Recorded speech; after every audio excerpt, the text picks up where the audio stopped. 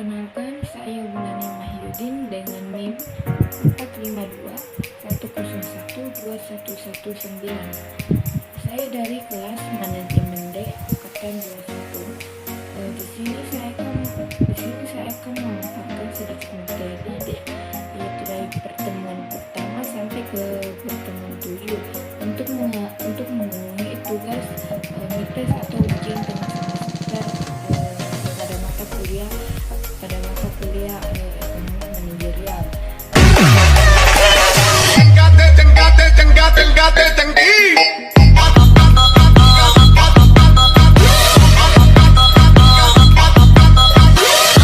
Sebelum masuk ke materi pertama itu, sebenarnya kita harus mengetahui apa itu ekonomi dan apa itu manajerial.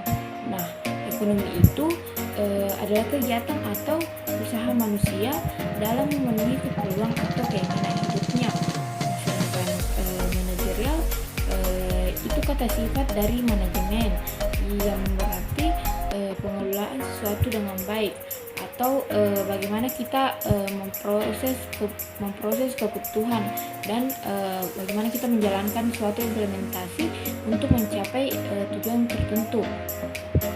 Nah, yang dimaksud dalam ekonomi manajerial itu adalah ilmu baru dalam ranah ilmu ekonomi sebagai bagian dari ilmu ekonomi. Ilmu ekonomi ini terus berkembang seiring dengan kebutuhan dan kondisi saat ini dalam laba organisasi atau yang dikenal dengan istilah ekonomi manajerial yang akan menjadi pedoman utama perusahaan sebagai penunjuk arah dari tujuan itu sendiri. Maka tak jarang setiap keputusan yang kita pengaruhi arah tujuan perusahaan tersebut. Setiap keputusan yang kita ambil dalam lingkungan ekonomi tentunya membutuhkan ketepatan yang analisisnya itu kuat.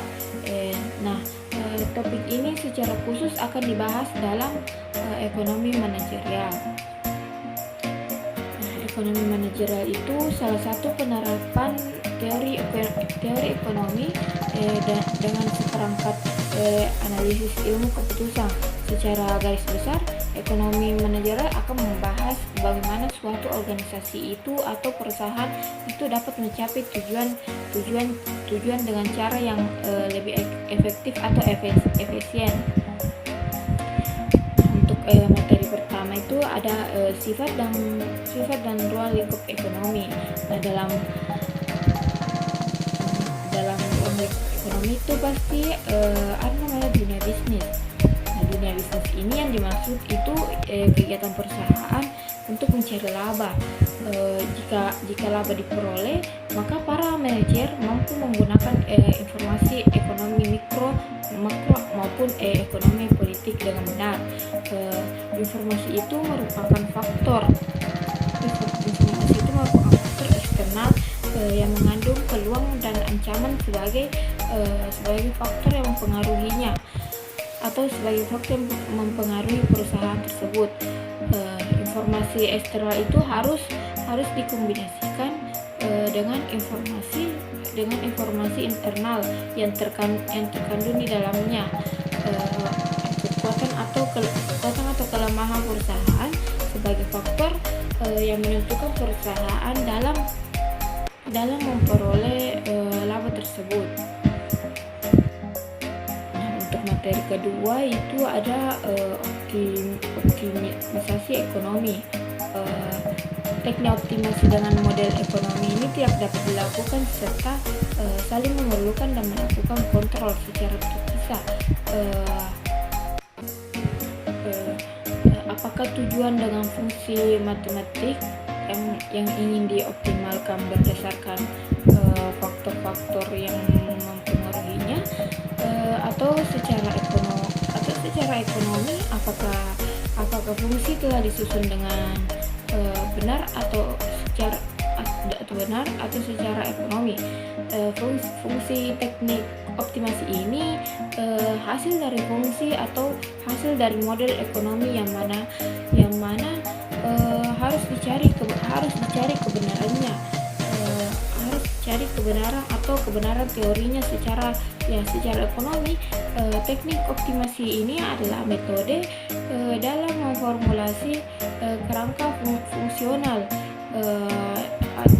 atau faktor yang mampu menjelaskan komposisi idealnya dalam mencari solusinya, atau dalam menyajikan teknik optimasi ini.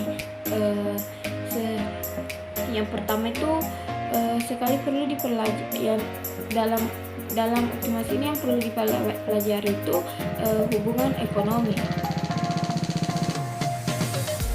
Nah, untuk materi keempat ada fungsi permintaan, penawaran, dan equilibrium pasar. Nah, salah satu pengembangan dari ilmu ekonomi tersebut adalah ekonomi manajerial. Secara definisi, ekonomi manajerial itu penggunaan prinsip-prinsipnya itu analisis. Ekonomi itu dalam analisis ekonomi dalam membuat keputusan bisnis yang menggunakan terbaik dari kelangkaan sumber daya yang dimiliki. Salah satu fungsi penting dari manajer yaitu untuk memutuskan bagaimana sebuah perusahaan dapat mengalokasikan sumber daya yang dimiliki. Nah, kita memasuki pertemuan keempat. Nah, di pertemuan keempat ini kita akan menganalisis sensitivitas atau elastisitas kurva permintaan. Dalam materi ini suatu perusahaan itu harus mengetahui sensitivitas atau pilihan fungsi permintaannya terhadap perubahan dari variabel-variabel yang mempengaruhinya. Nah, ada beberapa variabel yang dapat dikendalikan oleh perusahaan antara lain harga barang yang bersangkutan, atau kompetisi iklan, atau kualitas produk yang dihasilkan dari promosi, penjualan, dan pengembalian terhadap variabel internal. Nah, variabel internal ini penting dilakukan untuk mengetahui bagaimana respon terhadap perubahan variabel bebas tersebut.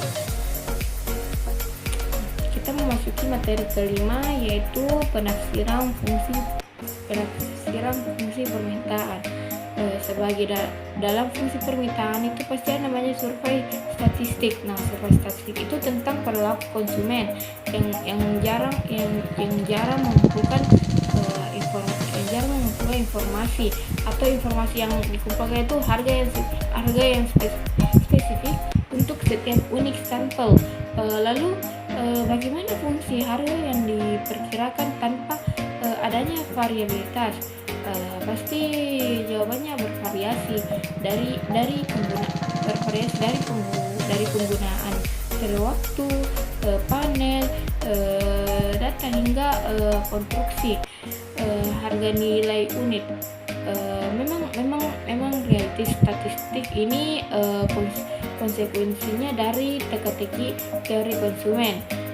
Nah, teori ini menyarankan bahwa harga komoditas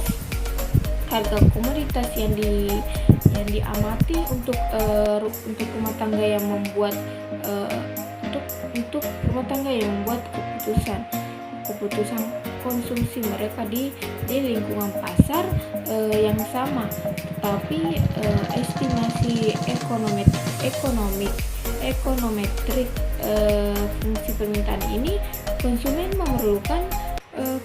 memerlukan variabilitas harga yang signifikan.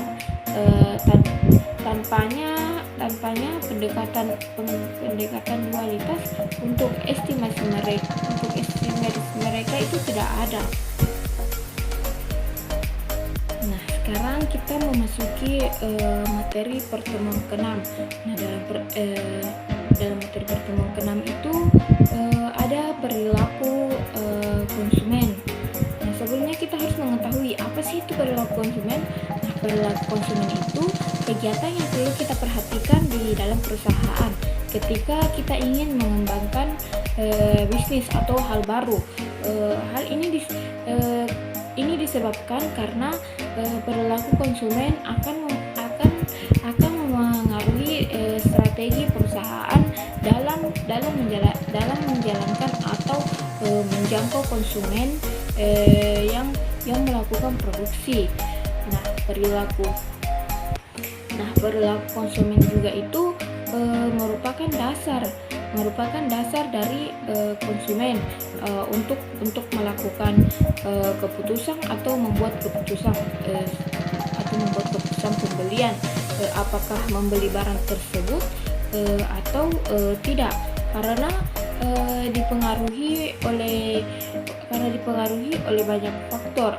Nah, dalam keputusan pembelian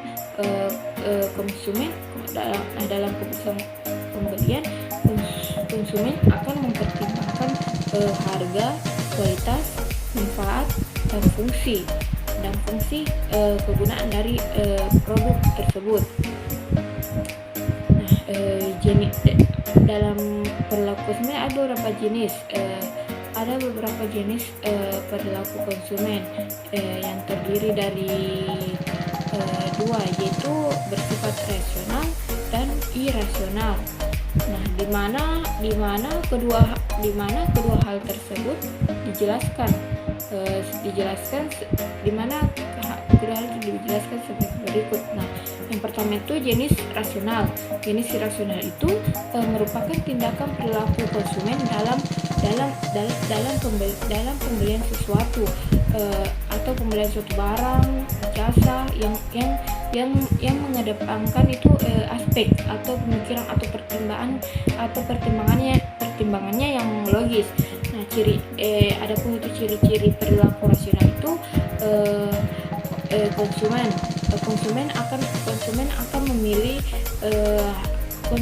memilih barang hanya berdasarkan pada kebutuhannya saja atau bukan keinginan semata. Yang kedua, barang yang dipilih konsumen memberikan rasa puas dan kegunaannya yang optimal. Yang ketiga, konsumen itu memiliki barang yang memiliki kualitas produk yang terjamin. Yang keempat, konsumen akan memilih barang yang harganya sesuai dengan kemampuan finansial konsumennya. Nah, perilaku konsumen secara irasional, sebelumnya kita harus mengetahui perilaku konsumen secara irasional. Nah, perilaku konsumen itu yang sering terjadi berdasarkan pikiran atau akal yang sehat. Konsumen akan membeli produk karena tertarik pada iklan. Nah, yaitu pertama hanya membeli atau menggunakan merek yang terkenal. Yang kedua, membeli karena gengsi semata. Untuk materi ke-7 itu ada fungsi produksi. Sebelum kita masuk ke fungsi produksi, kita itu harus mengetahui apa sih itu fungsi produksi. Nah, fungsi produksi itu suatu bagian fungsi yang ada pada perusahaan yang bertugas untuk mengatur kegiatan-kegiatan yang diperlukan bagi terselenggaranya proses produksi. Dengan mengatur kegiatan itu maka diharapkan proses produksi itu akan berjalan lancar dan hasil produksi pun akan bermutu tinggi, sehingga masyarakat pemakainya. Nah, bagian produksi dalam menjalankan tugasnya tidaklah sendirian, akan tetapi bersama-sama dengan bagian lain seperti bagian pemasaran, bagian keuangan, serta bagian akuntansi. Oleh karena itu haruslah diadakan koordinasi kerja agar semua bagian dapat berjalan seirama yang dapat dihindarkan benturan kepentingan antar bagian dalam perusahaan. Nah, fungsi produksi ini menggambarkan teknologi yang dipakai oleh suatu perusahaan atau suatu industri atau suatu perekonomian secara keseluruhan. Selain itu,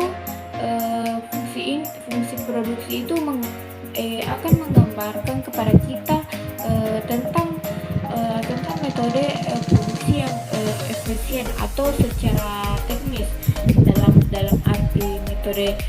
arti metode produksi tertentu kuantitas bahan mentah yang digunakan itu minimal barang atau modal.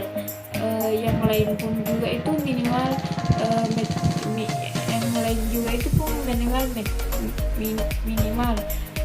Nah, metode produksi yang efisien itu merupakan hal yang sangat diharapkan oleh produsen. Secara umum, fungsi produksi itu menunjukkan bahwa barang produksi tergantung pada jumlah faktor produksi yang digunakan. Di dalam fungsi produksi itu ada empat fungsi terpentingnya. Nah, salah satunya itu proses pengolahan. Proses pengolahan ini merupakan metode atau teknik yang digunakan untuk pengelolaan masukan atau input. Nah, yang kedua itu ada jasa-jasa penunjang. Nah, dalam jasa-jasa penunjang ini merupakan sarana yang berupa pengorganisasian yang perlu penetapan teknik dan metode yang akan dijalankan sehingga proses pengolahannya itu dapat dilaksanakan secara efektif dan efisien. Nah, yang ketiga itu perencanaan.